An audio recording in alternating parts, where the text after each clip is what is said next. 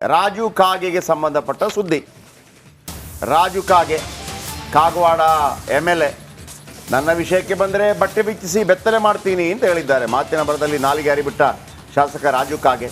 ಶ್ರೀಮಂತ್ ಪಾಟೀಲ್ ವಿರುದ್ಧ ನಾಲಿಗೆ ಹಾರಿಬಿಟ್ಟ ಶಾಸಕ ಶ್ರೀಮಂತ್ ಪಾಟೀಲ್ಗೆ ಎಚ್ಚರಿಕೆ ಕೊಡುವಾಗ ಎಡವಟ್ಟು. ಬೆಳಗಾವಿ ಜಿಲ್ಲೆ ಐನಾಪುರ ಪಟ್ಟಣದಲ್ಲಿ ಎಡವಟ್ಟು ಹೇಳಿಕೆ. ಈ ಹಿಂದೆ ಕೂಡ ಇಂಥ ಹೇಳಿಕೆಗಳನ್ನು ಕೊಡ್ತಾ ಇದ್ರು ರಾಜು ಕಾಗೆ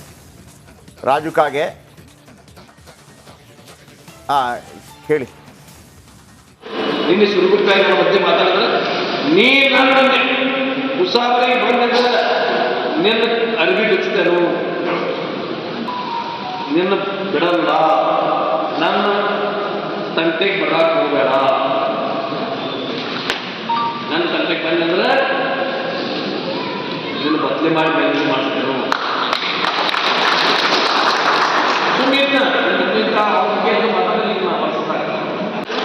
ನಿನ್ನೆ ಸುರಗುಟ್ಟಾಯಿಗಳ ಮಧ್ಯೆ ಮಾತಾಡಿದ್ರೆ ನೀ ನನ್ನ ಮುಸಾಫರಿಗೆ ಬಂದಾಗ ನಿನ್ನ ಅರ್ಬಿ ಬಿಚ್ಚಿದನು, ನಿನ್ನ ಬಿಡಲ್ಲ, ನನ್ನ ರಾಜು ಕಾಗೆ ಇತ್ತೀಚೆಗೆ ಇನ್ನೊಂದು ಯಾವುದೋ ಒಂದು ಹೇಳಿಕೆಯನ್ನು ಕೊಟ್ಟಿದ್ರಪ್ಪ. ಅದು ಅವರ ಅದು ಕೂಡ. ಆಮೇಲೆ ಈ ರಾಜು ಕಾಗೆ ಅವರು ಈ ಹಿಂದೆ ಒಂದು ಘಟನೆಯಲ್ಲಿ ಪೊಲೀಸರಿಗೆ ಬೇಕಾಗಿದ್ದರು. ಇವರನ್ನು ಅರೆಸ್ಟ್ ಮಾಡಿರಲಿಲ್ಲ ಪೊಲೀಸರು. ಮಾಧ್ಯಮದವ್ರು ಏನು ಹಾಕಿಟ್ಟಿದ್ದು ಅಂದರೆ ಹುಲಿ ಹಿಡಿತೀರಿ, ಚಿರತೆ ಹಿಡಿತೀರಿ, ಹುಲಿ ಹಿಡಿತೀರಿ, ಚಿರತೆ ಹಿಡಿತೀರಿ, ನಿಮಗೆ ಕಾಗೆ ಹಿಡಿಯೋಕ್ಕಾಗಲ್ಲ ಅಂತ ಸುದ್ದಿ ಬಂತು. ಅದನ್ನು ಈ ರಾಜು ಕಾಗೆ ಅವರು ವಿಧಾನಸಭೆಯಲ್ಲಿ ಹೇಳ್ತಾ ಇದ್ರು. ನೋಡಿ ಸರ, ಮಾಧ್ಯಮದವ್ರು ಹಿಂಗೆಲ್ಲ ಬರೀತಾರೆ, ಹುಲಿ ಹಿಡಿತೀರಿ, ಚಿರತೆ ಹಿಡಿತೀರಿ, ಆನೆ ಹಿಡಿತೀರಿ, ಕಾಗೆ ಹಿಡಿಯೋಕ್ಕಾಗಲ್ವಾ ಅಂತ ಕೇಳ್ತಾರೆ. ಆಯಿತಾ? ಆಮೇಲೆ ಈಗ ಇಂಥ ಹೇಳಿಕೆಗಳು. ಆಮೇಲೆ ನೀವೆಲ್ಲ ಶಾಸಕರು ಅಲ್ಲ ಸ್ವಾಮಿ, ನೀವು ಶ್ರೀಮಂತ್ ಪಾಟೀಲ್ ಅವರನ್ನು ಬಟ್ಟೆ ಬಿಚ್ಚಿ ಬೆತ್ತಲು ಮಾಡ್ತೀರಿ, ಇಂಥ ಹೇಳಿಕೆಗಳು. ನೀವು ಬೆತ್ತಲಾದರೆ ಅಲ್ಲಿ 4 ಜನ ಕೋಮಕ್ಕೆ ಹೋಗ್ತಾರೆ, ಅದು ನೆನಪಿರಲಿ. ಒಬ್ಬ MLAಗಳು ಇವರೆಲ್ಲ ಮೇಲ್ಪಂಕ್ತಿಗಳಿರಬೇಕು. ಹೆಂಗೆ ಮಾತಾಡಬೇಕು ಇವರೆಲ್ಲ? ಸ್ಟ್ರೀಟ್ ಬಾಯ್ ಥರ ಮಾತಾಡಿದರೆ, ರೋಡಲ್ಲಿ ಹೋಗೋರ ಥರ ಮಾತಾಡಿದ್ರೆ ಅದಕ್ಕೆ ಅರ್ಥ ಇದೆಯಾ? ರಾಜು ಕಾಗೆ ಅವರೇ, ಹಿರಿಯರಿದ್ದೀರಿ, ನಿಮಗೆಲ್ಲ ನಾವು ಬುದ್ಧಿ ಹೇಳೋಕ್ಕಾಗತ್ತಾ? ನೀವೆಲ್ಲ ನಮಗೆ ಬುದ್ಧಿ ಹೇಳಬೇಕು. ವಯಸ್ಸಾದ ನಂತರ ಆದರೂ ಸ್ವಲ್ಪ ನಿಮ್ಮ ವಯಸ್ಸಿಗೆ ಬೆಲೆ ಕೊಡಬೇಕಾಗತ್ತೆ ನಾವೆಲ್ಲ. ಆದರೆ ವಯಸ್ಸಾದ ನಂತರ ಕೂಡ ಅದಕ್ಕೆ ತಕ್ಕ ಹಾಗೆ ನೀವಿಲ್ಲ ಅಂತಂದಾಗ ಆ ಬೆಲೆ ಕೊಡೋದಕ್ಕೆ ಮನಸ್ಸು ಬರೋದಿಲ್ಲ.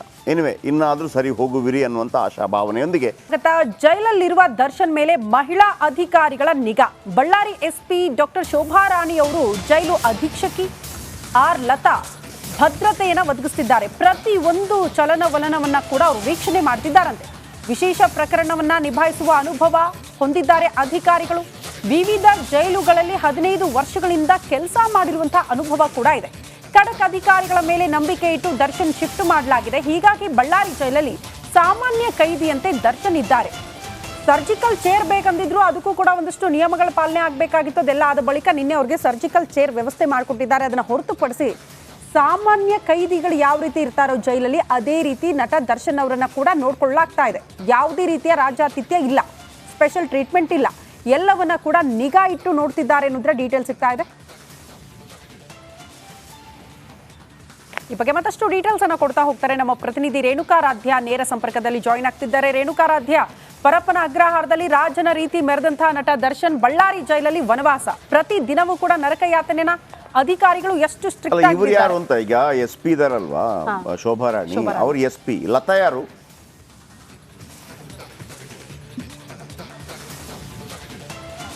ಅಧೀಕ್ಷಕಿ, ಜೈಲು ಅಧೀಕ್ಷಕಿ.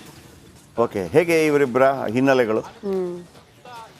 ಈಗ ಇಡೀ ದಾಸರನ್ನ ನೋಡ್ಕೊಳ್ತಾ ಇರೋದು ಇವರ ಒಬ್ರು ಶೋಭಾ ರಾಣಿ, ಮತ್ತೊಬ್ರು ಲತಾ ಮೇಡಮ್.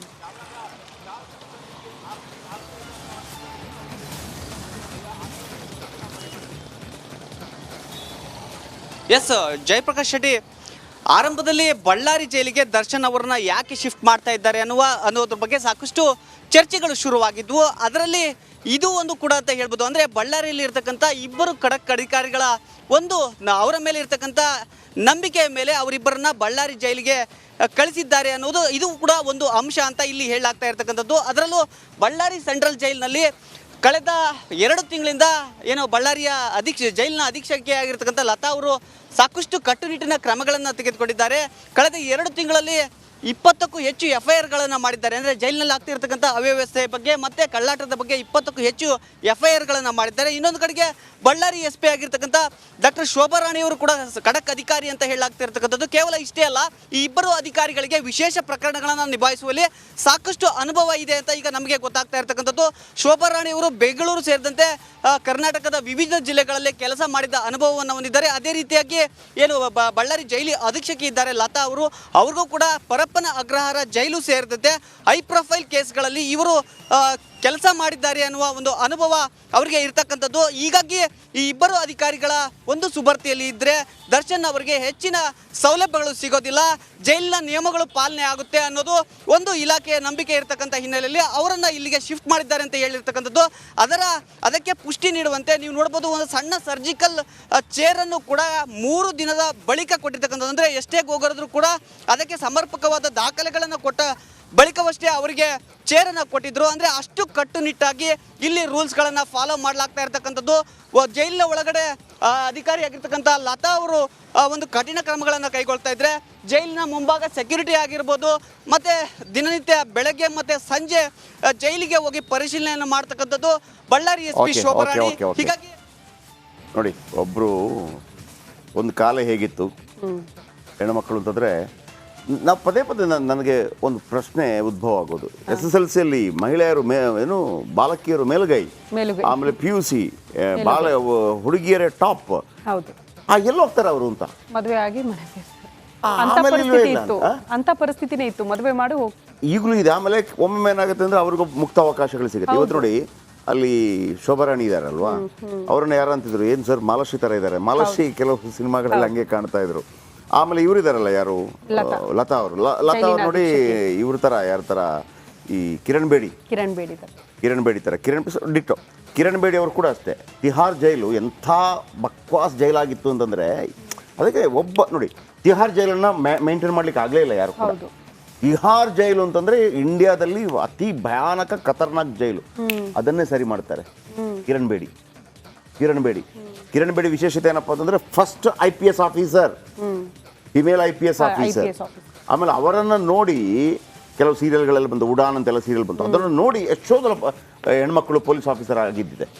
ಎಷ್ಟೋ ಜನ ಕಿರಣ್ ಬೇಡಿ ಅವರನ್ನು, ಇವತ್ತು ಶೋಭಾ ರಾಣಿ ಇರ್ಬೋದು, ಲತಾ ಅವರು ಇರ್ಬೋದು, ಅವರಿಗೆ ಯಾಕೆ ನಾವು ಹೆಚ್ಚೆಚ್ಚು ಪ್ರಚಾರಗಳನ್ನು ಕೊಡ್ತಾ ಇದ್ದಂದರೆ ಈ ಕೇಸ್ ಅನ್ನೋ ಕಾರಣಕ್ಕಾಗಿ ಅಲ್ಲ.